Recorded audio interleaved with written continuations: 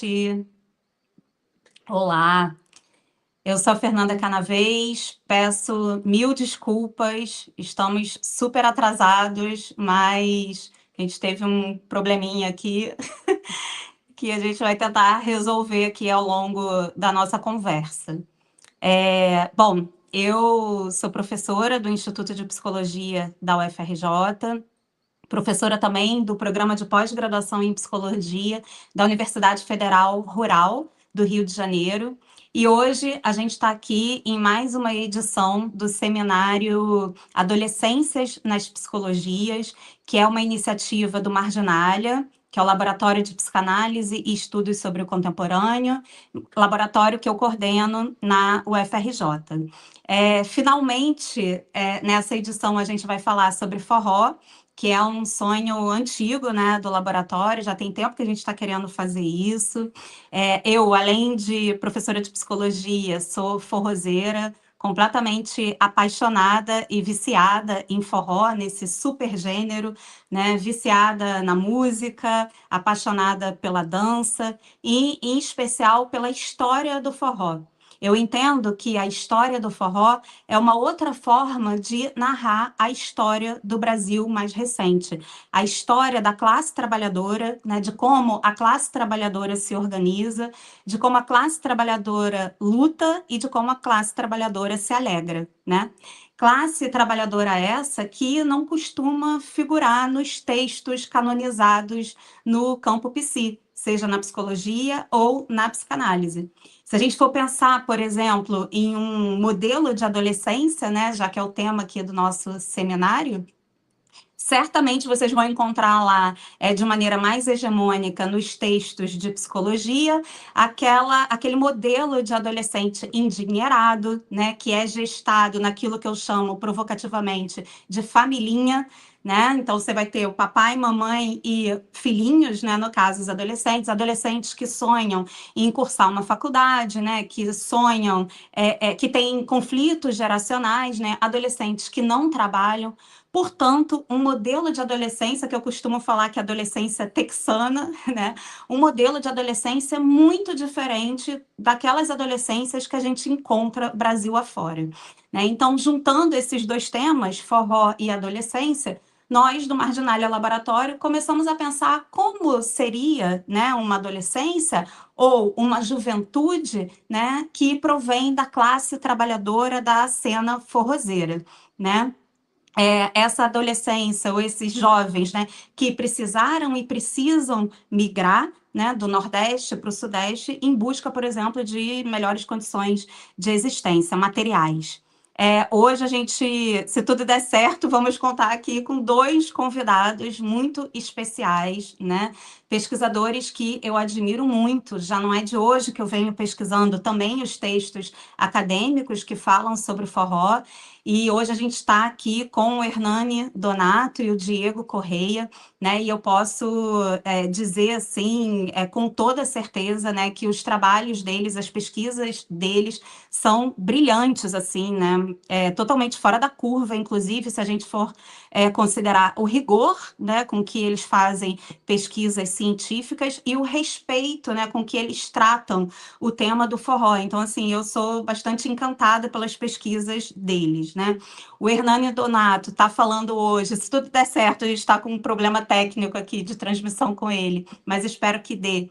Ele fala hoje do Sergipe, ele é professor da Universidade Federal de Sergipe, e ele defendeu recentemente uma tese intitulada Forró Bodó, em que ele afirma o forró como uma expressão literária afro-brasileira. Hernani é um exímio conhecedor de cultura popular, de forró, um grande amigo que o forró me deu, e eu fico muito feliz, né, com isso, aprendo muito com ele, e aí um defensor, né, dessa tese da cultura popular como sendo, sobretudo, a cultura negra, que me parece muito importante, né?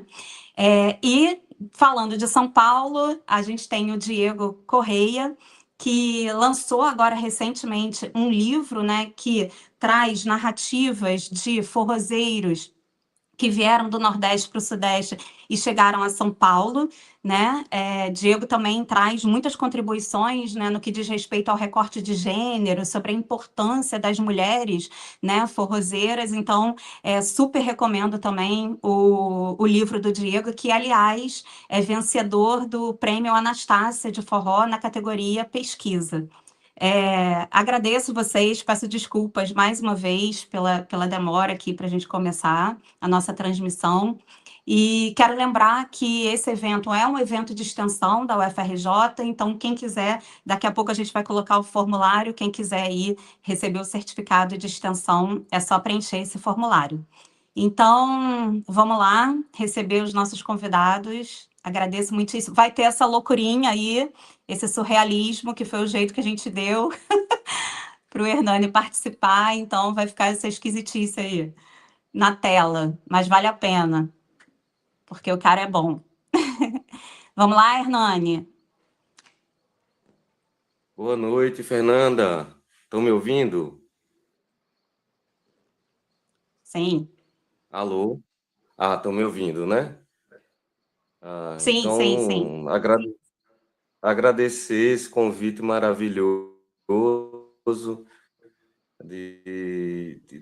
da sua parte, da sua entrega com forró. Nós sabemos o que a gente vem passando nos últimos momentos, nos últimos tempos, mas eu fico muito feliz de estar dividindo aí essa mesa com o Diego, com você e com os demais que estão aí na internet nos observando, nos escutando.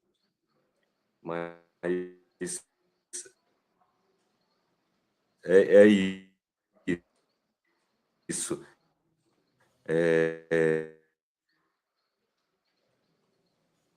Eu gostaria de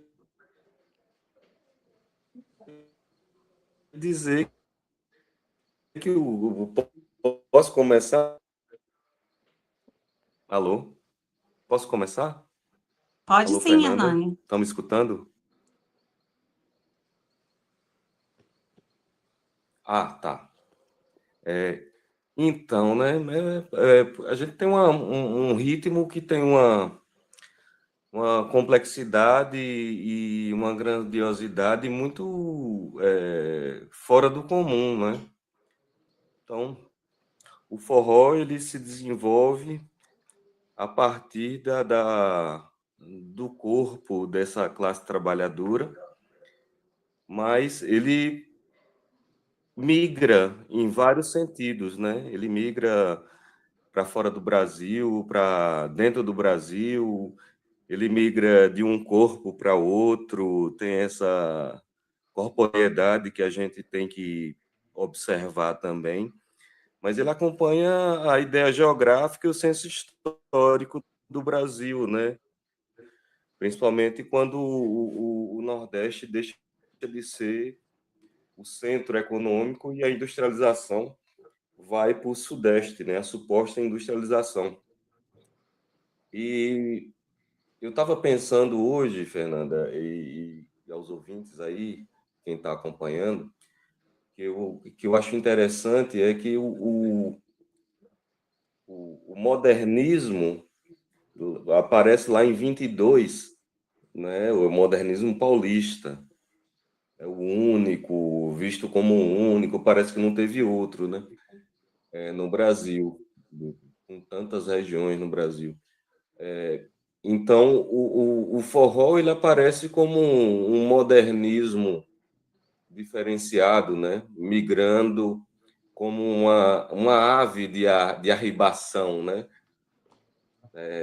Não é à toa que, tempos atrás, teve uma disputa da música do século no Brasil, ficamos entre Carinhoso, eu acho, e Asa Branca, né?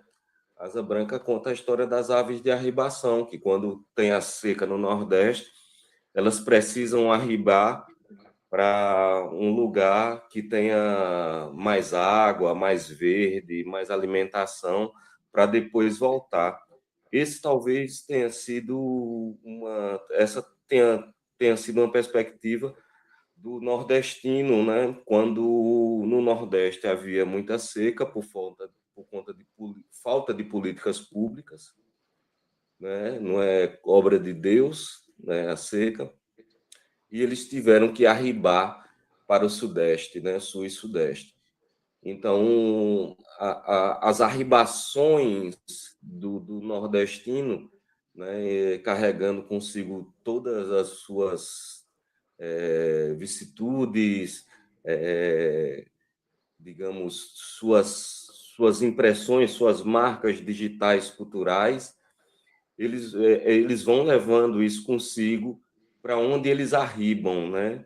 Seja para São Paulo, né? Como a triste partida do Patativa do Assaré, né? E seja como hoje a gente está arribando de novo com forró para cima, a partir de nomes como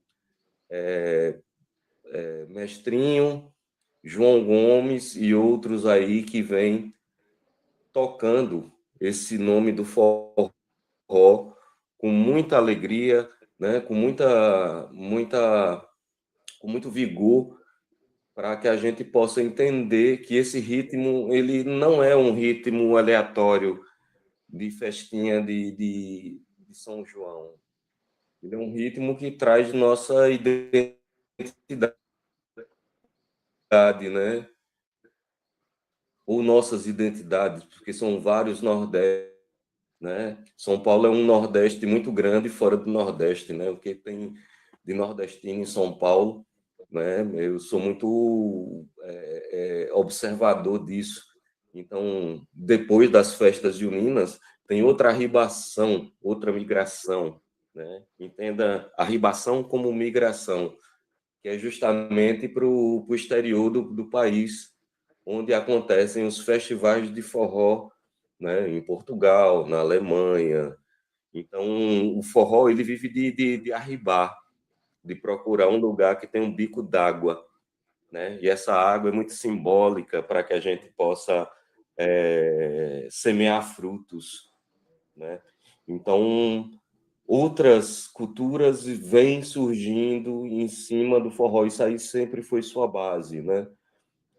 O forró nasce como uma semente metalinguística. Eu vou mostrar para você como se dança o baião. Então, né? E o forró foi um projeto também do saudosos Luiz Gonzaga e Humberto Teixeira, que era um projeto que eles começaram a decodificar partituras do forró, do baião, né, que eram músicas caboclas, né? O baião vem da viola, o rojão vem da viola, eles só codificaram para uma cena urbana ou para uma cena fonográfica. E aí eles arribaram nesse projeto de arribação de colocar o forró como um gênero único, ou um gênero fundamental, até maior do que o samba.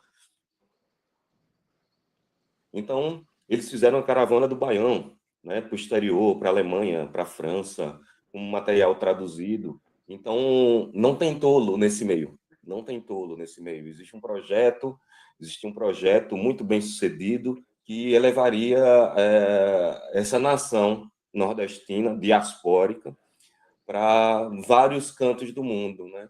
Então, o que é interessante a gente pensar que Gonzaga e o forró, junto com seus asseclas, eles tiram a pecha de regional e universalizam um ritmo que é maravilhoso.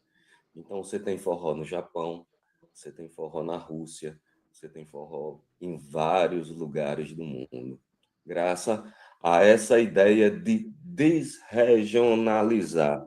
Porque, nesse sentido, regionalizar seria, talvez, diminuir, botar para baixo, né? Uma região que, de certo modo, foi a região que sustentou o Brasil nos primeiros anos da escravização. Essa que é a ideia. Então, o forró ele é diaspórico. Ele é diaspórico dentro e fora do seu território. Ele é diaspórico em várias transcendências etárias. Ele está vindo, ele está se refazendo, se reconfigurando e mostrando, de fato, a sua essência sem perder o brilho. Isso é que é importante no forró. Eu ensino para o meu filho, eu ensino para o meu sobrinho, para minha sobrinha, não é? Então, isso é que é formidável. Eu dou aula de literatura portuguesa, tem alguns alunos que devem estar ouvindo aí, me ouvindo, e eu estava ouvindo algumas coisas de forró hoje, até para me inspirar, e aí eu lembro de Camões, eu lembro de Fernando Pessoa, né? Então, tá tudo interligado, tá tudo interligado. A roda já foi inventada, é preciso que a gente dê movimento a ela. Essa que é a ideia. Eu acho que é isso, Fernanda. O forró é uma cola, né, que nos ensina a pensar sobre a vida. Não é só dançar, não. O dançar está na corporeidade, que faz parte, né? Como você falou aí, tem muita gente hoje discutindo o papel da mulher no forró. Eu acho muito importante, nunca me desvencilhei dessa importância. Mas o que eu acho interessante é que o forró não é mulher, não é homem, é o baile. E o baile é feito por pessoas da classe trabalhadora, que eram os imigrantes, as aves de arribação que estavam indo para outros lugares que eles não tinham nunca ido nem pensado, né? Então esses bailes, eles eram parte de um associativismo de classe, de raça, de gênero, de tudo, de regionalidade, né? Então o forró é esse baile. Eu ainda tento colocar o forró como esse baile que nos ensina, né, filosoficamente e que nos aproxima, né, que às vezes nos intriga também. Mas eu lembro de uma fala de Chico Sainz, que ele disse: devemos levar festa a sério. Então, a gente deve levar o baile a sério. O baile é nossa comunhão, é nossa junção, né? É a partir dele que nós nos entendemos e projetamos possibilidades, projetos e várias outras coisas. Então, é por isso que eu acredito na ideia do baile como junção associativa, né? O baile seria um sindicato, né? Então, é mais ou menos isso que eu queria falar e pensar e deixar para o debate aí. Boa. Irne, dá para voltar lá para o Hernani, depois que eu fizer aqui uma pergunta rapidinho? Hernani, vou aqui quebrar o protocolo antes de passar a discussão. Queria te pedir para explicar a história lá do próprio termo, né? Forró-bodó. Porque mais recentemente eu tenho visto muitos comentários assim, né, nas redes sociais, trazendo aquela tese lá do for all. E na sua tese você resgata bem, né, assim, a origem dessa palavra. Você pode falar rapidinho antes do Diego começar? Posso sim, claro. Rapaz, eu sempre fui encucado com essa tese americanizada, né? Como diz a Carmen Miranda, né? Disseram que eu votei americanizada. É, é muito estranho. Eu sei que existe o fato histórico da base militar inglesa, americana, ter estado aqui no Rio Grande do Norte e colocado uma plaquinha colocando for all como se fosse para todos. Tem um filme também, né? Muito romantizado. Eu fiquei muito. Eu disse, rapaz, naquela época, imagine você numa cidadezinha do interior do Nordeste, vem um monte de gringo falando outra língua, bota um baile, pega todas as mocinhas da cidade e dança e diz que é for all. Você acha que esses cabas. Primeiro, é lógica, né? Você acha que esses cabas não iam brigar, não, os cabas de lá? Então, é um ponto. Mas partindo do ponto de vista mais científico, tem forrobodó já desde o século XIX, final do século XIX, muito no Rio de Janeiro, que eram os lundus.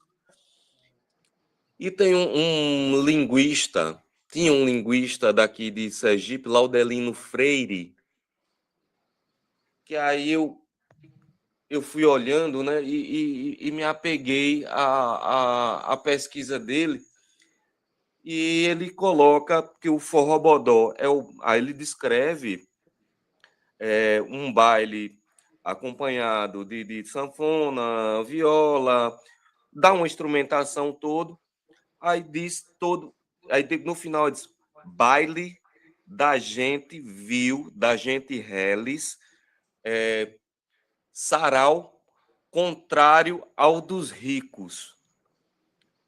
Essa foi minha puxada para a tese, né?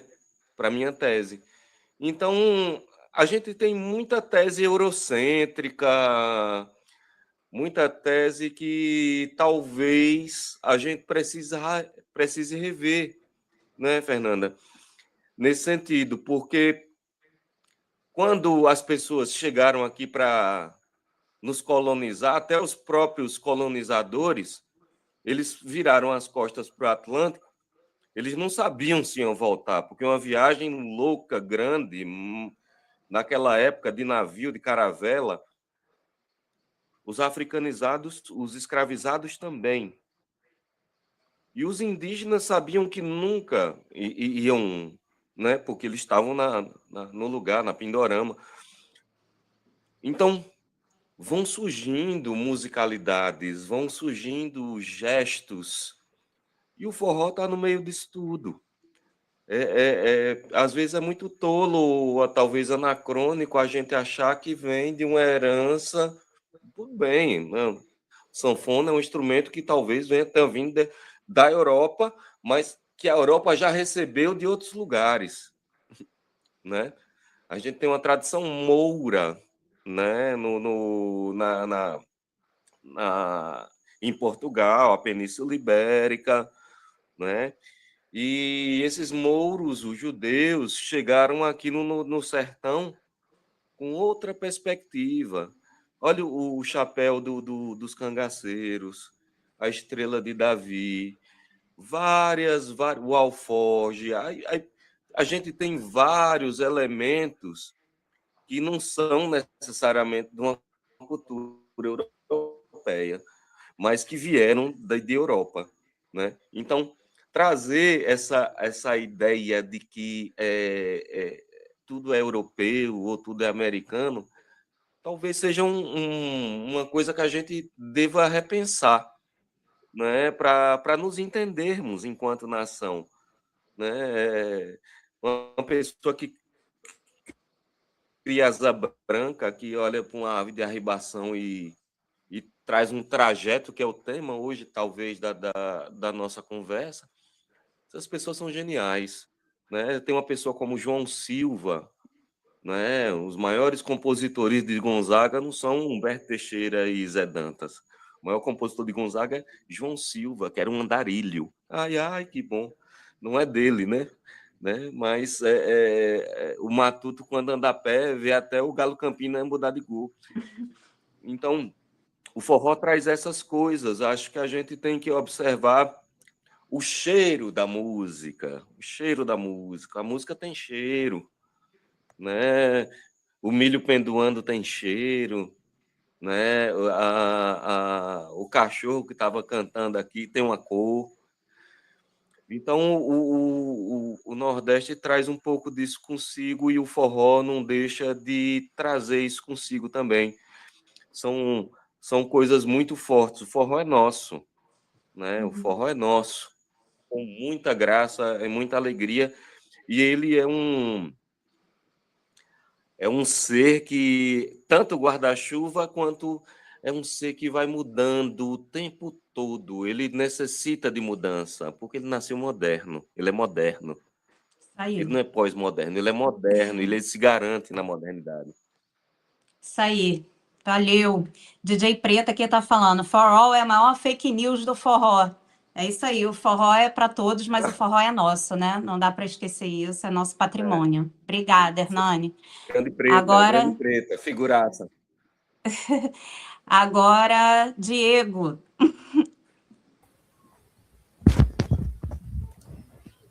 Boa noite, gente, me escutando? Boa noite para todos Com vocês certeza, que estão Diego. assistindo a gente. Primeiramente, eu gostaria de agradecer ao convite da Fernanda. Valeu, Fernanda. Muito legal estar aqui com vocês, com o Hernani, com a Giovana, o Erni, vocês que estão assistindo a gente também. Bom, quando a Fernanda me convidou para participar, eu fiquei pensando, bom, como que eu vou fazer essa coisa, né? Tipo, o que me cabe nesse latifúndio, né? E aí a Fernanda explicou, né, do que se tratava, enfim, me passou até um artigo para pensar um pouquinho nesse conceito de adolescência, e eu acabei lendo esse artigo, cujo nome é Laço Social Contemporâneo a partir da experiência adolescente. E nesse artigo eu vi alguns conceitos utilizados na saúde, na área da psicologia também, como para se pensar a adolescência, né, para se pensar essa perspectiva da adolescência, alguns conceitos que ainda são utilizados hoje em dia como, né, nomeado nesse artigo como naturalizante, né, aquele muito operado pela lógica da puberdade, né, aquela coisa fisiológica. Tem também a perspectiva, é um dossiê que trouxe um pouco essa série histórica do conceito de perspectiva, né? Aí, no segundo momento, traz essa perspectiva construcionista, né, que observa o adolescente ali no seu lugar, enfim, no contexto histórico, né? E depois traz um conceito de moratória também, que suspende essa adolescência, né? E deixa ela à mercê das instituições sociais, né? Como escola, enfim, a própria família, entre outras instituições. E aí eu fiquei pensando em trazer esse cenário de fundo, né? Para a gente pensar um pouco a partir de uma história de vida, como tensionar uma história de vida tendo esses conceitos como pano de fundo. E aí eu pensei em trazer uma história de vida aqui apresentar para vocês, né? O parto da história oral. Né? Na história oral, a gente preza muito, né? Histórias que são silenciadas, né? O direito de participação também, né? Lacunas, né? Nas pesquisas, né? Então, quando eu pensei em fazer essa pesquisa, tinham poucas pesquisas nessa perspectiva da história oral. Quando se falava em forró, aqui em São Paulo, as pesquisas se concentravam muito na área da antropologia e sempre pensando um pouco, antropologia, sociologia, pensando um pouco na parte da produção. Né? Tinham poucas pesquisas na perspectiva histórica e pouquíssimas nessa perspectiva da história oral. Tinha uma que eu acho que é muito interessante, vale destacar, que é da Jurema Mascarenhas, que se chama Noite de Festa em São Paulo, que é um trabalho que ela fala sobre os bailes do Pedro Sertanejo, e ela utiliza esses procedimentos da história oral. Bom, para fazer essa pesquisa, eu montei eu criei duas redes de colaboradores, né, uma de músicos migrantes nordestinos que tocam forró aqui em São Paulo, né? Essa rede de músicos iniciou com o Enoque, e aí no final da entrevista eu pedia para o Enoque indicar uma outra pessoa, e assim sucessivamente, né? Foram 4 pessoas nessa rede, e a rede de musicistas, que se iniciou com a Anastácia, né? No final da entrevista da Anastácia eu pedi para ela me indicar uma pessoa, e assim sucessivamente, foram 4 pessoas. No final, essas duas redes, enfim, eu fiz um debate sobre essas 2 redes, e saiu muito o nome de um produtor que se chama Zé Lagoa, e aí eu decidi também abrir mais uma rede de produtor, que é o Zé Lagoa. Hoje eu vou apresentar aqui para vocês alguns trechos, alguns tópicos, né, da história de vida do Enoque Virgulino. O Enoque Virgulino, eu escolhi o Enoque Virgulino hoje porque nos últimos seminários eu falei muito sobre a história de vida da Anastácia, aí eu decidi trazer agora um pouquinho do Enoque para fazer esse balanceamento, né? E o Enoque, né, uma visão geral, assim, para a gente iniciar, ele nasceu em Parnamirim, interior de Pernambuco, em 1958. Com 10 anos de idade, ele começou a tocar sanfona. Em 1980, ele monta o Trio Virgulino. E em 2018, ele sai do Trio Virgulino e monta uma carreira solo, né, no forró. E aí, eu trago para vocês, eu ia compartilhar aqui com vocês um PT desses trechos que eu vou citar aqui. Peço licença para ler. Para ler um trecho que traz um pouco dessa infância do Enoque. Aí eu peço licença para fazer a leitura aqui. Minha infância era de menino pobre e cego. Eu tinha 1% de visão quando nasci. E foi nessa atmosfera que fui criado. De menino cego, brincando pouco porque eu não tinha destreza de brincar. Eu tinha muita dificuldade de correr como as outras crianças. Então a minha forma de brincar era mais solitária, era mais quietinha, sabe? Por causa dessa dificuldade visual. Mas eu brincava de música, de som, brincava de cantar, qualquer brincadeira que fosse mais sossegada. Então, assim, o Enoque, ele já vai, nesse trecho da história de vida dele, ele traz 2 marcadores, né, sociais da diferença, que diferencia ele das outras adolescências ali, do contexto que ele se situa, né, nessa história de vida, que são menino pobre e cego, né? E nesse contexto, ele estava sempre se relacionando, aliás, ele estava sempre, a relação dele com os outros era sempre mediada pela música, né, pelos sons, né, nessa perspectiva mais sonora, né, pela cantoria, né, com 3, 4 anos de idade, ele já fazia brincadeiras com as pessoas, né, brincava sempre de cantar, e essas brincadeiras eram sempre mediadas com adultos no meio, né, tinha crianças, mas as crianças eram muito passageiras, assim, sempre ficavam mais os adultos, né. Estão me escutando? Então, beleza. Bom, e aí eu vou continuar falando um pouquinho desse universo sonoro do Enoque, aí peço licença para ler mais um trechinho aqui para vocês. O momento que ele entra em contato, né, com os instrumentos, o pai dele vê que ele tem uma habilidade ali musical, e um cara muito especial na vida dele, que se chama Expedito Augusto, começou a ver que ele tinha um dom para música, né, e mediu essa relação com o pai, falando para o pai comprar um instrumento para ele. E o pai comprou um cavaquinho, conseguiu comprar um cavaquinho para ele. Aí eu vou ler um trechinho aqui. Então compraram esse bendito cavaquinho, só que não tinha cordas. Eu passei uma semana esperando o dia da feira para eles irem comprar as cordas desse cavaquinho. Aí meu pai foi. Nessa semana eu olhava para o cavaquinho, batia nesse cavaquinho, brincava com ele. O cabra, que mesmo sem corda, foi um instrumento que eu brinquei a semana inteira com ele. Então, quer dizer, o Enoque, ele já, né, ele foi ali pegando esse instrumento, né, e tirando sons, né, mesmo sem cordas, né.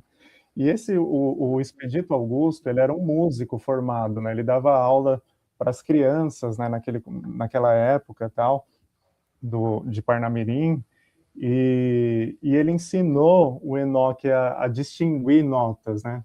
Notas maiores, notas menores. Então, o Enoque foi, né, exercitando essa habilidade de escutar, né, de fazer som, né? E aí, eu trago mais um trechinho aqui para vocês.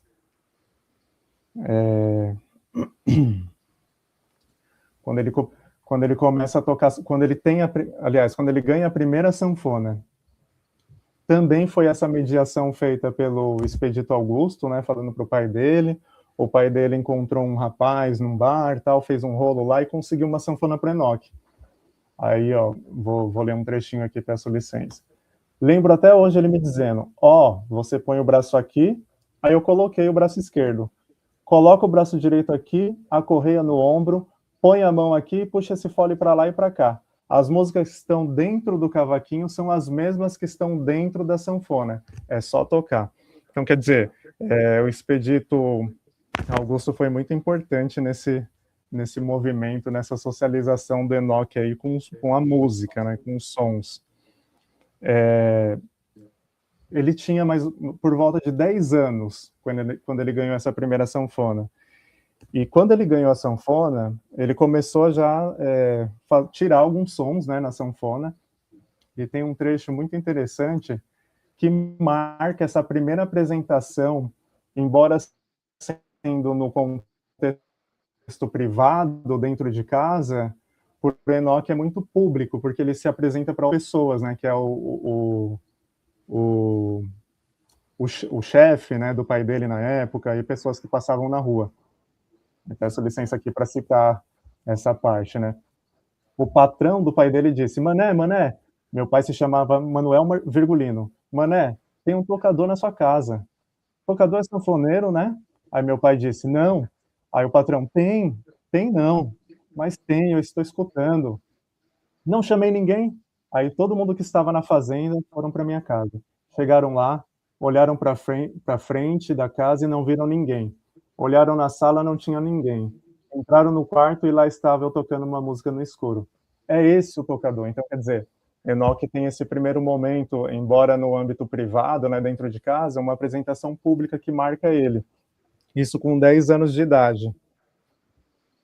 Já fazendo, enfim, essa experiência com a sanfona, tocando, tirando alguns sons, né? Trago uma parte aqui importante também, que eu acho que, como educador, eu acho que vale a pena citar a experiência de Enoque na educação. Esses trechos que eu estou lendo para vocês são as próprias narrativas do Enoque, né? Aí mais uma narrativa dele aqui, um trecho. Quando criança, eu também fui estudar. Entrei na escola com 7 anos de idade, mas aí estudei uns 15 dias, a um mês. Fui expulso da escola, porque a professora disse que não adiantaria me dar aula porque eu não via o que ela escrevia, nem na lousa, nem no caderno. Eu não via o que ela riscava na lousa. Aí não deu certo, ela me mandou de volta para casa. É isso, né, gente? Essa já é até uma espécie de violência simbólica, né? Como se o Enoque não pudesse aprender, né? E é claro que a gente tem as exclusões, principalmente naquela época, né? Mas que consiste ainda hoje, né? Ao pensar as inclusões, né? Bom, continuando, né? Vamos só. Nesse contexto que eu vi da experiência da educação, tem uma coisa que acontece que marca muito o Enoque, que é o seguinte: o pai dele era muito dançador, né? Dançava muito nos bailes, tal, nos bares também. Ele conheceu uma pessoa, teve um relacionamento com essa pessoa, engravidou, mudou com ela, foi para outro lugar. E nisso a mãe do Enoque ficou na casa dele, né? Com 10 filhos. O Enoque tem 10 irmãos. Só o mais velho trabalhava. E o Enoque estava ali, né, pensando como lidar com essa situação toda. E aí, nesse contexto, surge uma amiga da família, que se chama Sinhanem, que é uma comerciante. Tem o tempo ainda, Fernanda? Tem. Legal. A Sinhanem era uma comerciante. Aí eu queria ler um trechinho dessa passagem, né? Aí nisso, o Sinhanem, que chegou lá em casa, continuou. Esse menino não estuda? Eu tenho um menino da idade dele, mas está na escola. Ela era mascate, vendia roupa. Tonha, minha mãe Antônia Maria Dantas, já que esse menino não tem o que comer mesmo, tu não quer dar ele para mim? Para ele me ajudar? Porque eu vendo minhas roupas e às vezes eu chego no lugar, paro o ônibus e não consigo levar as coisas de uma vez só. Aí o serviço dele vai ser olhar as coisas enquanto eu volto. Dou umas 2, 3 viagens, na última viagem ele vai comigo e fica na beira da estrada esperando eu levar as coisas. O que acha? Minha mãe falou. Se ele quiser, tu quer ir? Aí eu disse, só se eu puder levar minha sanfona. Sinhanem respondeu, pode levar a sanfona. Então, quer dizer, aí marca um pouco essa saída do Enoque e o Enoque trabalhando, né, com 10 anos, fazendo esse trabalho com essa comerciante que era amiga da família. Nesses trabalhos, na verdade, ele cuidava menos, tocava mais e ganhava com essas tocadas que ele fazia na praça, né? Então o Enoque, ele era um mediador, né? Ele aprendeu a tocar a linguagem dos outros, né? Ele sabia mediar, né? Sabia fazer o que o público queria. Então ele aprendeu muito nessas tocadas nas ruas, nas praças, nos circos, né? Bom,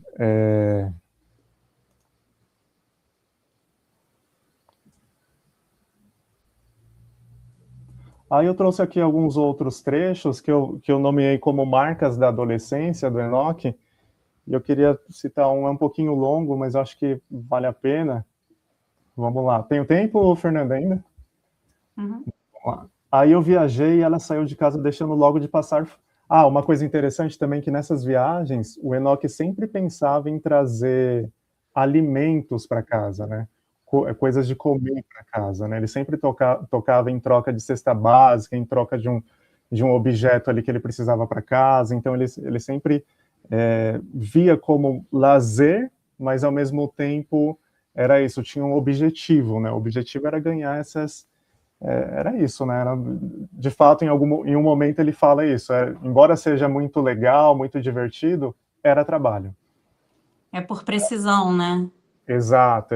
Aí uma marcas da adolescência que eu nomeei aqui é o seguinte trecho. Aí eu viajei com ela, saí de casa e deixando logo de passar fome. Eu fazia o serviço igualzinho ela falou. Levava 8, 10, 20 sacolas de roupa, chegava lá no ponto do ônibus, descia e ia levar lá no hotel ou na pousada onde ela ia ficar. Eu ficava na estrada olhando as coisas, dava 1, 2, 3. Na última viagem, levava minha bolsinha. Eu tinha uma bolsinha com um calção e 2 camisas. Então eu ia com ela. Depois que eu fazia o serviço, ficava livre. Normalmente, onde ela ia, tinha muito movimento, porque sempre era época de pagamento, época em que as pessoas recebiam salário. Ela me botava para tocar no meio da feira, e eu tocava, e o pessoal me dava dinheiro, me dava moedas. Nessa época eu já tinha 12 anos de idade, foi em 1970. Ela me dava dinheiro, aliás, o povo que me dava aquelas moedinhas. E eu ia juntando aquele dinheirinho, pegava tudinho que ganhava e levava para casa. Então o Enoque já tinha, ele, por conta dessas saídas, né, dessas relações familiares, ele criou essa consciência desse cuidado, né, desse caminho de volta para casa, né, de trazer as coisas para casa, né. Vamos lá, gente, tem mais um aqui. Eu estou lendo com um pouco de dificuldade, que eu deixei pequenininho aqui do outro lado, o PPT. Mais uma marca de adolescência que eu pontuei aqui. Eu vou pular uma parte aqui. Uma parte aqui que eu acho que é interessante, né? Que ele fala, como eu coloquei para vocês, né? Que era uma coisa meio que de lazer, mas era necessidade, né? Ó. Então, nas épocas de pagamento, Sinhanem ia para lá e vendia todas as suas mercadorias. E eu ia também, principalmente para tocar a minha sanfona e garantir o meu troquinho. Tanto que ela nunca pagou R$1 do meu serviço, porque eu já ganhava o meu dinheirinho fazendo música. Aí pronto, virou lazer. Fiquei com ela, acho que um ano e pouco. Eu digo lazer porque eu era muito feliz com tudo isso, sabe? Mas não era bem um lazer, não, amigo. Era uma necessidade mesmo. Era a falta de dinheiro. Ia porque não tinha dinheiro para comprar comida. Mas também era bom e eu não posso reclamar. Essa parte eu acho que diz por si só, né? E aí, é isso, né? O Enoque ele foi socializado então nessas praças, né? Nesses lugares que ele passava com a Sinhanem. Depois ele foi seguindo outros caminhos, né? Ele teve um encontro muito importante também com o Luiz Gonzaga, que por sinal é isso também. Ele estava pensando, ele tinha um objetivo, né? De ganhar um rádio, né? Nesse encontro com o Luiz Gonzaga. Então, em todos os momentos, ele estava ali sempre com esse objetivo de ganhar algo, né? De trazer coisa para casa, de trazer alimento, enfim. As necessidades, né? Isso mesmo.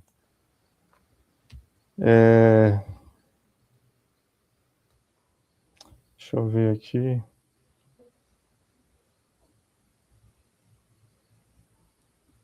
Eu acho que é isso, Fernando. Eu acho que agora a gente pode partir para a conversa. Conversar, né? Uhum.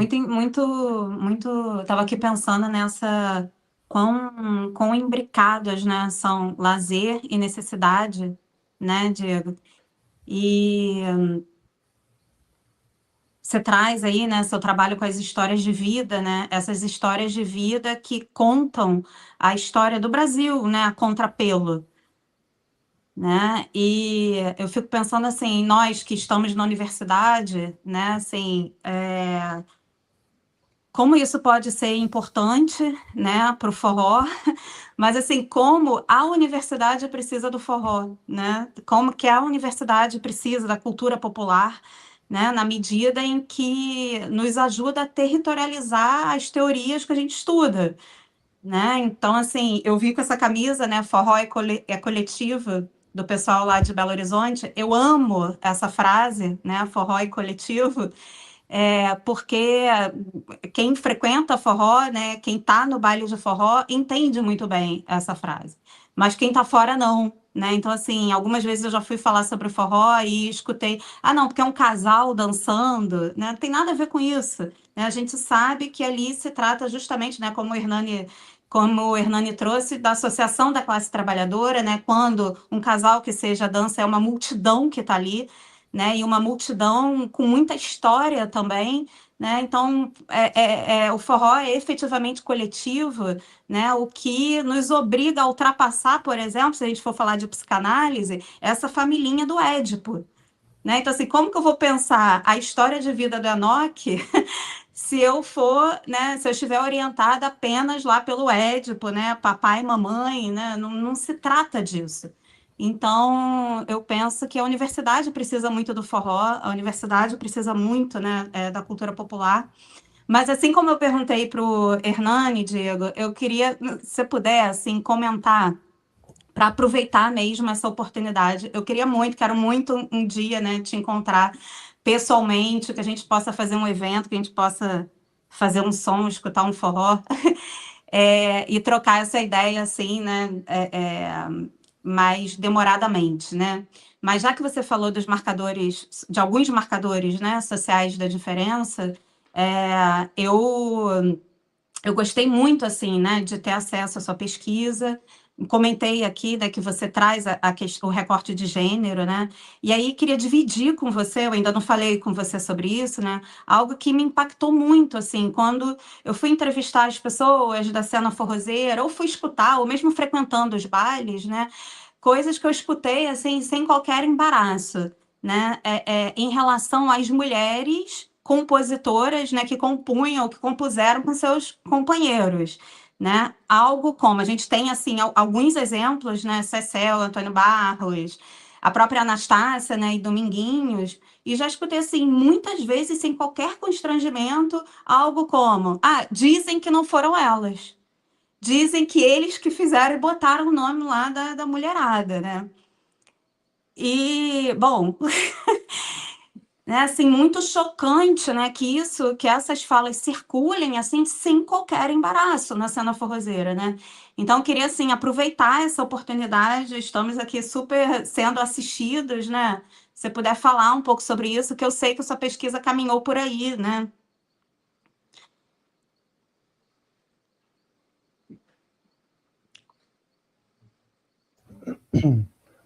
Sim, então, a própria Anastácia, se a gente for ver, ela teve que criar várias estratégias, né, para ser vista como compositora.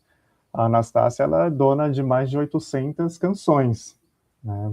Muita coisa, é muita coisa. E é isso, né? Tem um episódio que marca muito, que ela encontra com a Nana Caymmi, e a Nana Caymmi gravou uma canção dela, que ela fez com Dominguinhos, e... esqueci o nome da canção. Não sei se era... Me lembram aí, gente. Vê se vocês lembram aí. Tô tentando lembrar aqui a melodia. Contrato de separação. Contrato de separação. É pegar no seu livro. Isso. Contrato de separação. E ela se encontrou com a Nana Caymmi num prêmio de música, se eu não me engano, em 2014, por aí. E, enfim, essa música estava no processo ali, né, de seleção. E ela ficou meio assim quando ela se encontrou com a Nana Caymmi, né, porque ela ficava ainda, não sei se ela me conhece, né, não sei se ela conhece a minha composição através de Dominguinhos, ou se ela me conhece de fato, né. E a Nana Caymmi encontrou com ela e falou assim, oi, Anastácia. E a Anastácia falou, nossa, oi, Nana Caymmi. Ficou surpresa, né. E aí, como quem diz, né, você me conhece? E a Nana Caymmi falou, porra, claro que eu te conheço, você é uma grande compositora. Né? Então, é isso, né, sempre marcado por essa sombra, né, que teve historicamente. E agora, com as tecnologias, a gente tem também esse apagamento, né, por conta, quando a gente vai buscar as músicas, elas vêm sempre já com esses dados já pré-determinados de sites, né, sempre vinculados ao que está mais em destaque, né, na indústria fonográfica, né, então se perde também um pouco dessa autoria, né, e eu acho que a Anastácia, ela traz essa importância de se pensar a autoria, né. A Bernadette, por sua vez, né, a Bernadette traz o estranhamento também do circuito, né, ela traz um pouco desse lado dos festivais não olhar para as demandas das mulheres, não só demandas de palco, né, de estar lá tocando, né, do fazer musical, mas as demandas dos lugares, né, dos banheiros, dos camarins, né, como lidar com essas demandas, né, eu acho muito interessante isso também, a Bernadette traz essas ausências, né, que falta muito nesse circuito. E também é isso, né, o estranhamento, né, ela chega num período ali meados de 2010, por aí, enfim, 2015, 2013, por aí, e ela é muito, mesmo tendo técnica boa, mesmo tendo um figurino bom, mesmo tendo uma banda boa, ela sentiu uma aversão do público, né?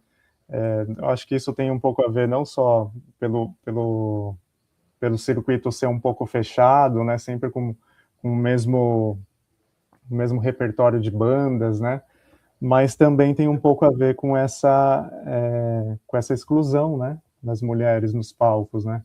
Eu acho que a Bernadette, ela vem junto com Diana, claro que a Anastácia está ali já há muito tempo fazendo esse movimento, mas Bernadette vem também forte junto com Diana, fortalecendo, né, esse movimento, né. Uhum. Lembrei da Diana, né, uma entrevista que a gente fez, eu e Tati Maria, que é uma produtora aqui do Rio, grande amiga, e a Diana contando o que ela leva na bolsa, né? É praticamente um camarim, assim, né? Então ela se acostuma, leva o espelho, leva isso, aí como é que vai trocar de roupa, né? Porque ela é a única mulher, e aí como é que vai fazer, né? E aí eu acho que fala, né, a favor dessa... É isso, é um ambiente que não é feito para mulher, né? A rigor, Sim. né? Enfim. Isso aí, vamos que vamos, gente. sei se vocês querem se perguntar mutuamente. Tem alguns comentários aqui. Nicole pergunta: por que alguns gêneros musicais conseguem migrar sem perder legitimidade e outros não? Né? Talvez dê para conjugar com uma outra pergunta, né? Quando o forró migra, ele muda muito ou muda mais o lugar que o recebe? O que perdemos de vista quando enxergamos o forró apenas como música e dança? Acho que de repente a gente pode tomar esses disparadores, né? Tem muitas pessoas aqui perguntando, acho que são seus estudantes, Hernani. Perguntando sobre presença, talvez os meus também. Depois eu mando essa lista aí pro Hernani e aí ele vê o que faz com vocês. Não sei quem quer começar falando. Eu posso passar para o Hernani. Vai lá, Hernani. Em relação à presença, a galera tá assistindo aí, né? Aí a gente vai vendo isso aí. Mas é o que eu quero colocar, né? O forró, para mim, foi uma escola. É uma escola. É uma escola, é uma universidade que me ensina a ser um homem melhor, menos machista, fazendo toda a crítica, mais educado em relação ao meio ambiente.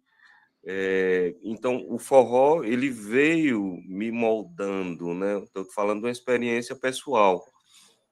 E, a partir daí, nós vamos tentando, digamos, criar perspectiva de uma sociedade muito melhor a partir do forró. E, a partir disso, a gente percebe que o forró, ele é mutante. Ele é mutante, ele sempre foi mutante. Ele foi para o Pará, partindo da ideia da migração, Fernanda, da arribação. Ele foi para o norte, né? Ari Lobo, Cício do Pará, até o próprio Pinduca, o Pinho, o irmão do Pinduca, trazendo o carimbó um aforrosamento e mostrando as relações entre Norte e Nordeste, quando já existia Nordeste. Então, ele vai se adequando. Se a gente pudesse fazer, nós conseguiríamos. Eu acho isso fundamental. Tanto o livro de história, como de sociologia, como de antropologia, como de filosofia, como de biologia, né? Então, de geografia também. Então, o forró, ele ditou durante décadas o som e o trinado do que era ser brasileiro, coisa que até o próprio modernismo brasileiro não conseguiu, a partir do Jeca Tatu, que é de uma região, né, a partir do mestiço. Então, o forró, ele se adequa a qualquer superfície sem deixar de ser forró. Então, o forró está no exterior, ele bota a marca dele, digital. O forró vai para Itaúnas, bota a marca digital dele sem perder sua essência. O forró conta a história do operariado que vai para construir São Paulo, né? A tal da locomotiva do Brasil, né?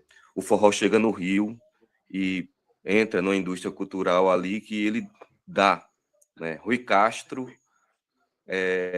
ao biografar a Carmen Miranda, antes do forró ele coloca ele coloca um recorte de jornal dizendo: a embolada é uma verdadeira praga, né? Então foi a primeira onda de música nortista, não existia essa palavra Nordeste.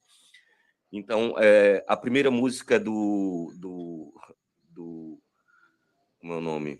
Do Noel Rosa é uma embolada chamada Minha Viola. O Grande Malandro carioca vem do coco, né? O Rei do Coco 1, Rei do Coco 2, Bezerra da Silva. Então, o forró, ele se amálgama de várias expertises, de várias linguagens, né? E hoje está se amalgamando muito forte pela presença do João Gomes e do Mestrinho, isso aí eu não tenho dúvida. Então, ele vem migrando o tempo todo, porque é a sua essência, sobreviver.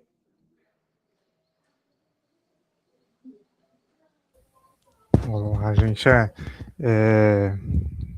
eu prezo muito também, assim como o Hernani, essa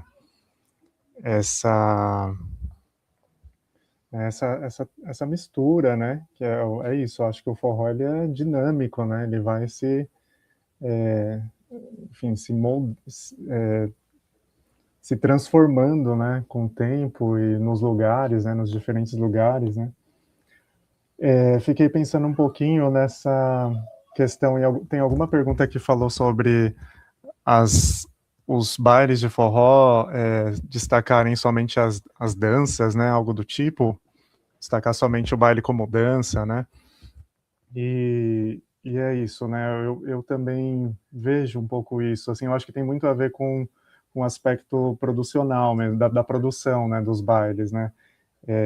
Quando eu pensei a minha pesquisa, em algum momento da pesquisa, eu pensei num título para se ver e ouvir, né? Porque eu achava naquele momento que se observava muito pouco, né? Só ouvia, né? E eu acho que o forró tem, né? Os músicos, as bandas, elas têm muito o que dizer, né? Tanto visualmente, né? Como eu destaquei aqui, Bernadette com seu figurino, Diana do Sertão com as suas performances, Bernadette também com as suas performances, né? Mas tem também a narrativa do fazer, né, musical. Os DJs também fazem isso muito bem, né? As escolhas das músicas, né? As músicas têm um motivo, né? Tem um objetivo, né? Então acho que os DJs eles fazem isso muito bem, mas as bandas, os trios também estão fazendo isso, né? Enfim, organizando esse repertório. Esse repertório é uma narrativa, né? Eu acho que é isso, né? Eu acho que falta também não sei se falta, mas talvez um destaque maior, né, entre músicas e outras, né? Enfim, trazer essa importância dessas. Mas eu acho que não precisa também, eu acho que só cantar, o fazer musical da prática lá em cima do palco já traz todo esse peso que a narrativa dessas escolhas estão proporcionando ali para o público, né? Mas eu sinto assim que o público ele vai muito nessa onda da dança, né? E não desse fenômeno, né? Que é o forró, né? Não que a dança não seja, né? Eu acho que é um combo ali, né? Mas existe um foco mesmo em alguns grupos, em alguns lugares, né? Uhum. Não sei se, enfim, falei uns comentários que eu vejo, assim, né? Algumas coisas que eu vejo em bailes, assim. Uhum. Tem uma pergunta aqui, eu vou fazer uma, né? Assim, eu estava vendo Estradar, né? Não sei se Hernani, não sei se assistiu, né? E aí tem uma hora que tá lá na hora que eles estão conversando, né? Matt Genaro tá lá cortando o cabelo, o Fabiano Santana, aí ele aponta assim, ah, não, porque o Nordeste tem muito a ver com Minas Gerais, né? E aí, e aí eu fiquei pensando, né? Até pensando na arribação, né, Hernani? Fiquei pensando, será se a gente ficar aqui no território brasileiro, né? Tem um limite para essa arribação? Porque é esse fluxo migratório, né? Nordeste e Sudeste, desse a gente já fala com mais familiaridade, né? Vocês acham que tem um limite para essa arribação? Pensando em Brasil, né? E tem uma pergunta aqui, a Preta Barros super participando, obrigada. Vamos fazer um evento, a gente, em algum momento. O cenário do forró está preparado para discutir as dinâmicas raciais? do gênero? Olha, o limite dessa arribação é a necessidade, pelo menos que eu teve necessidade de sair para uma melhora para a sua vida. Foi o nordestino e foi o forró e outras coisas mais. Mas em relação à dinâmica racial, eu vou lhe contar um caso de pesquisa mesmo. Quando eu estava começando a minha pesquisa de doutorado, eu dizia o título ou o tema da minha pesquisa, e trazia, logicamente, a racialidade.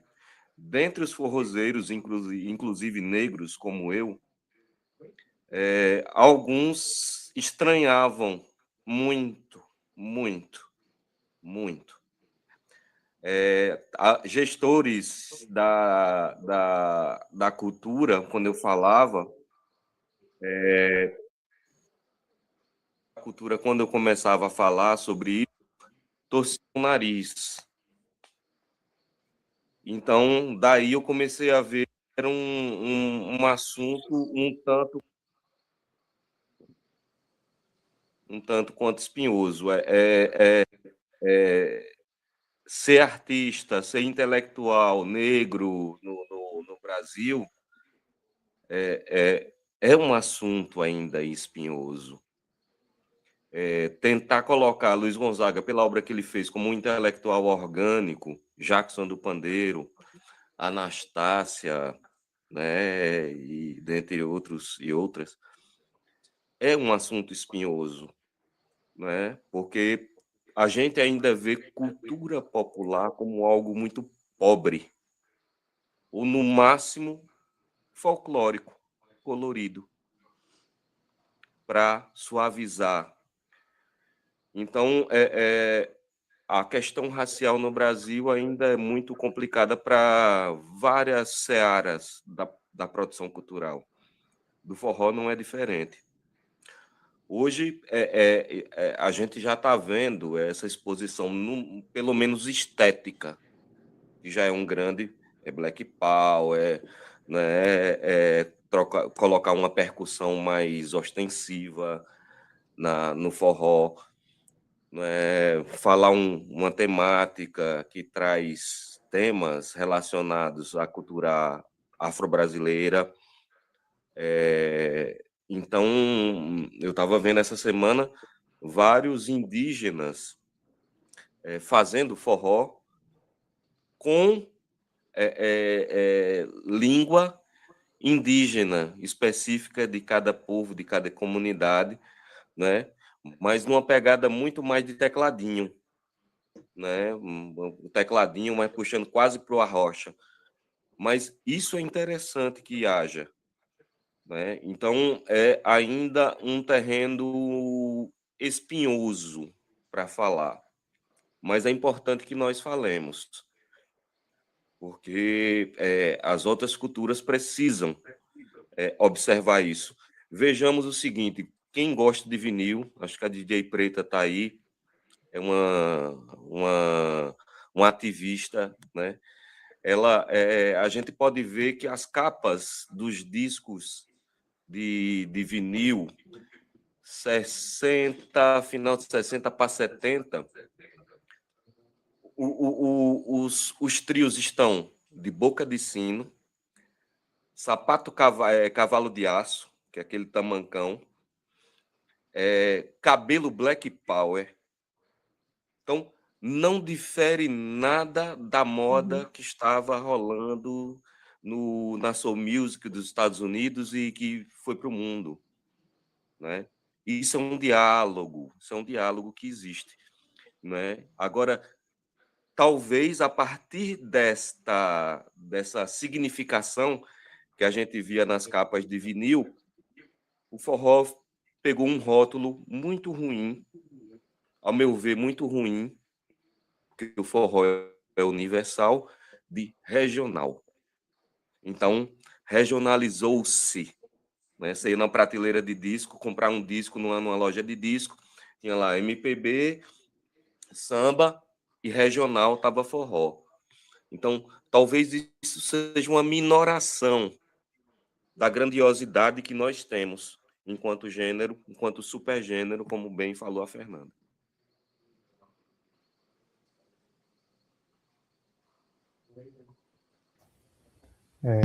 Estão me escutando, gente?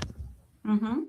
Bom, concordo também com o Hernani. Na minha pesquisa, quando os meus colaboradores negros se reconheceram como negros, mas outros colaboradores que não estão na minha pesquisa, quando eu conversava sobre músicos, forrozeiros negros, existia uma dificuldade de compreender quem é negro e quem não é. Então, vejo que no forró, no movimento de forró, a gente tem essa dificuldade ainda, principalmente aqui em São Paulo. Não sei se isso é comum em outros lugares, assim. Geralmente é muito mais, para as pessoas, né, que eu conversava, era muito mais evidente aquele fenótipo mais objetivo, né, a pele retinta, cabelo black, né, as pessoas falavam do mestrinho, do tizil, né, mas o de pele mais clara era mais difícil, né, o pessoal não liam como negros, então acho que existe essa dificuldade, diferente do samba, né, o samba, a galera se vê muito, se reconhece, monta grupos, enfim, eu acho que o forró a gente não tem isso, eu acho que, mas é isso, né, eu acompanho também um pouco do trabalho da DJ Preta, e vejo que os DJs eles estão fazendo também essas playlists de músicas afro, né, baião, enfim, maracatu, né, shot, enfim, chachado, tal, que engloba, que eu acho que traz um pouco essa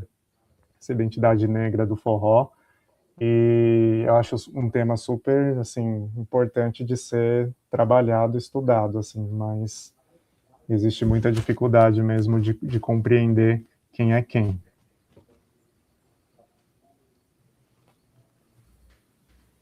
Ah, uma Existe coisa até uma interessante, assim... dificuldade existe até uma dificuldade dos forrozeiros entenderem que Jackson do Pandeiro e Luiz Gonzaga são pretos. Sim. Uhum. Né? É. Assustava quando eu falava. Né? E o que tem de música, o Jackson era de terreiro. Jackson foi do universo racional, né? De uma série de coisas. Inclusive tem um disco maravilhoso, né? A Luz do Saber, que é sobre o universo racional. Acho que como Tim Maia, acho que são os dois discos deles, dois que têm um maior swing, né? Que transparece um pouco dessa cultura afro-brasileira. Mas, Então, ô, Hernani, isso aí eu sou super curiosa, né? Há forrozeiros, né, assim, dos mais velhos aqui no Rio, que são super adeptos, né, da cultura racional. Isso aí eu queria, se você tiver alguma coisa para me passar dessa pesquisa, eu acho, assim, super interessante, né? Eu tô aqui, eu moro na Glória, né, um bairro historicamente marcado por forrozeiros. Tenho a sorte de morar no prédio que o Jackson do Pandeiro morou, me sinto super sortuda. E tem, né, tem até todo sábado aqui na esquina, tem lá os praticantes, né, da cultura racional, e é muito forte, né, assim, na fala, nos shows, né, isso aí eu tenho curiosidade, entender de onde isso surgiu, assim, né. ficou muito forte no Rio de Janeiro, né? Isso, Aqui isso. no Nordeste eu não vejo muito. Tinha um grupo aqui em Sergipe que eu vi, assim, mas não faziam. No máximo, eles faziam menção a Timaya, É. que era o grande ícone, né? Talvez eles não conhecessem essa obra de Jackson. Mas, assim, no Rio de Janeiro, o Tim Maia, o Jackson, o Procópio Ferreira, tem uma galera, né, que Uhum, aderiu a essa vibe aí do racional, do universo em desencanto, ser uhum. superior, tal. Eu acho, assim, eu fico curioso, assim, porque as obras musicais dentro do universo racional, por esses grandes artistas, tem uma musicalidade que é diferente. Isso aí é o que eu acho massa, né? Isso aí que eu acho muito interessante. Mas, assim, conhecimento da liturgia do Universo de Desencanto eu não tenho. Mas, assim, A Preta Barros já falou aqui que escreveu um artigo. Já vamos fazer aqui, se topar, Preto, vamos fazer um próximo evento falando sobre isso. Eu tenho uma maior curiosidade, né? Demorou. E vamos fazer isso. Diego ia falar alguma Demorou. coisa? Porque Te cortei. o Jacinto Silva, ele não era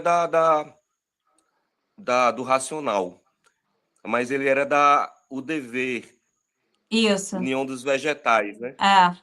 Aham. Tomava o chazinho dele e ia dançar o Palmeira toré. dos Isso aí Índios, ele... Palmeira dos Índios. Isso, exatamente. Você ia falar alguma coisa, Diego? Te interrompi, não? É isso, gente. Acho que a gente já pode ir se encaminhando para o fim, né? Concordam? Deixar com gostinho aí de quero mais. Pensei uma vez, Diego, Hernani me fez uma pergunta super sacana. Falei, vou perguntar para eles hoje, que é, qual o seu trio preferido? Isso Pergunta que não se é bem faz. importante. Eu fiquei pensando, falei, nossa, vou ter que responder isso. Pensei tanto, e ele, safado, nunca me respondeu. Nunca me deu a resposta dele. Acho que os trios, eles não saem da gente, né? Acho que entra no sangue.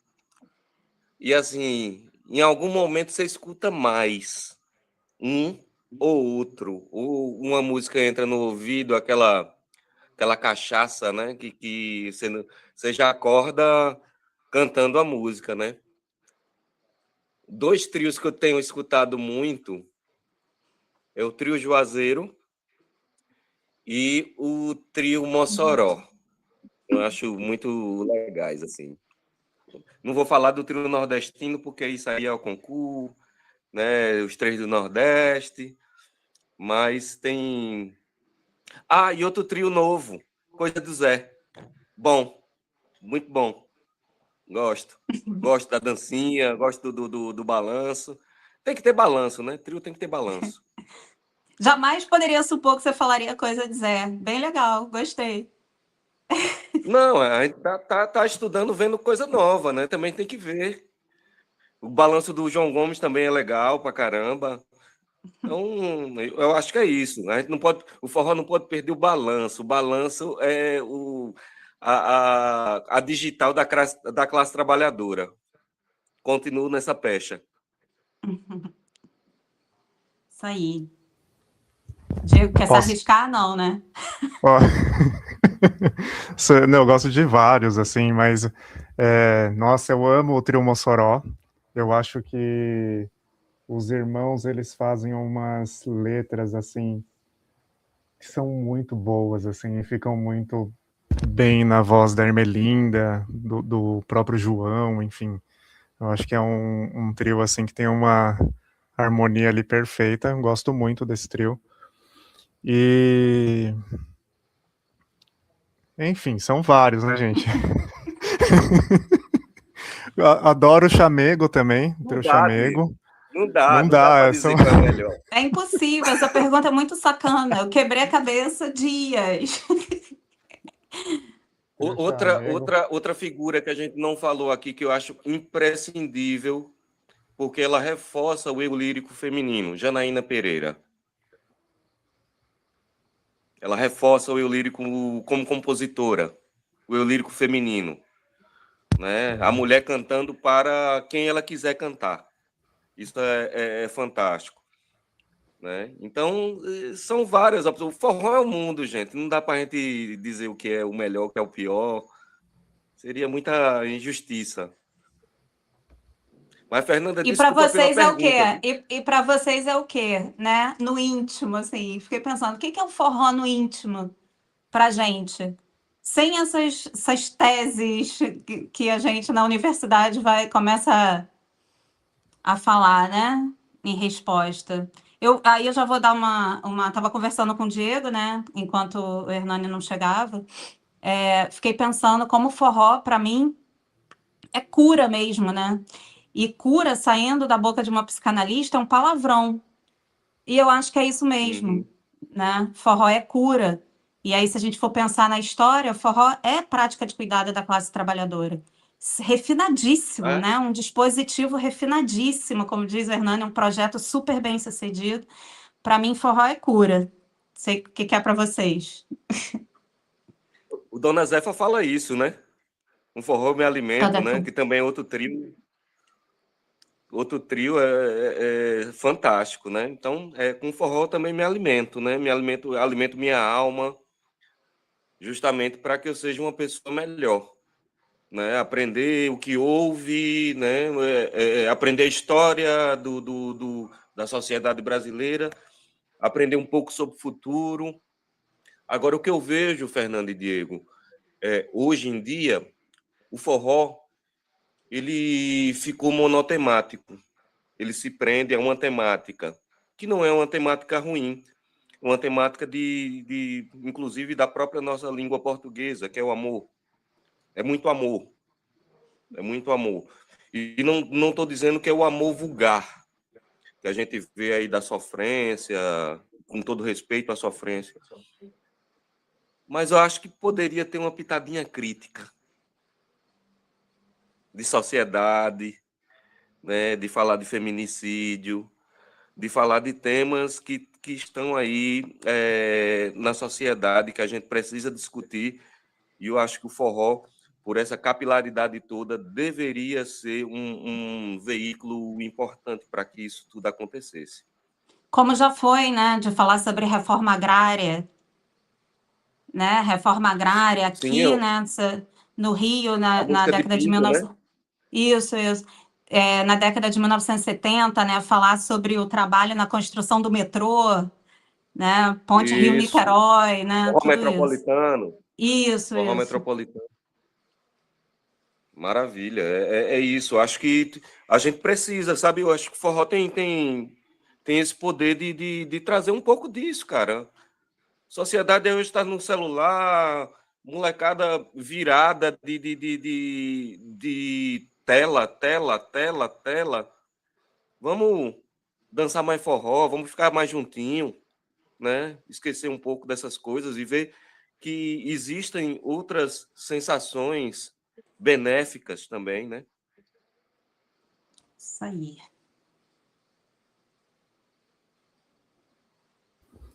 É isso, para mim o forró é o aconchego, né? Voltando à pergunta, é estar de volta para o meu aconchego mesmo. E falando em letras, né, de músicas, né, tem várias bandas e trios, né? Tem umas bandas que estão em outros. Que é isso, né? O forró é núcleozinhos, né? Tem núcleos mais fechados, núcleos mais abertos, né? Aqui em São Paulo, principalmente. E tem bandas que tocam nessas, trazem essas vozes dos trabalhadores, das trabalhadoras, né? Eu acho que o Pé de Manacá traz muito no repertório delas né, os sabequeiros, né, a galera que toca pife, né? Então acho que tem um pouco dessas vozes dos trabalhadores. Baião Lascado, né? O Renato Macedo também compõe muito nessa perspectiva, né? Eu acho que as vivências desses músicos e musicistas trazem um pouco desse olhar mais crítico, assim, eu acho que é bem interessante. Filpo, né? Filpo e a Feira do Rolo, Filpo Ribeiro, né? Acho que também traz isso. Então, eu acho que a gente tem uma galera que tá nessa pegada, né? De se pensar o forró como uma crítica social, digamos assim, né? Uhum. Isso é Isso importante, aí. Diego, que você está falando, porque estamos num momento em que o Nordeste, o forró, ele toca o ano todo, isso é fato.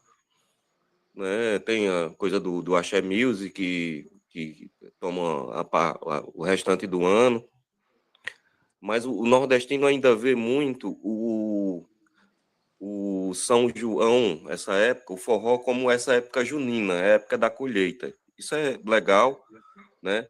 Às vezes a gente tem até dificuldade, reclama que não tem casa de forró para o ano todo, mas é importante para que a gente possa ver essa questão da crítica a partir das letras, da construção musical, para que não haja as coisas que estão acontecendo nas contratações de músicos e bandas nos... Caruaru vai ter Tiaguinho, pô. Caruaru teve Roberto Carlos. Então não tem nada a ver, não tem nada a ver. Não, né? Não vamos descongelar esse peru anta no São João, não. Descongela lá para o final do ano, para ele cantar na Globo. Isso é que é triste, né? Então, a gente está vendo, eu estou vendo aqui amigos meus forrozeiros que não tiveram uma entrada de um showzinho de R$ 3.000, né? Então, é bom que a gente comece a abolir essa fogueira do forró, a espalhar essa brasa, para que a gente possa ter uma dignidade para esses artistas, né? Que eu acho que é a única oportunidade que eles têm de ganhar um trocado que é para o ano todo é no São João.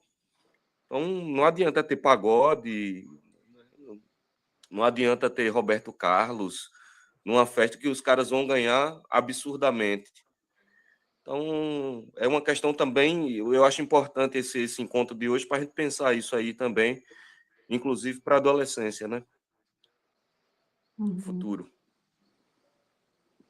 Isso aí. São João que não seja das Betes, né? Também, né? Não. A Copa já é da Beth, né? Tesão nenhum assistir Copa, né?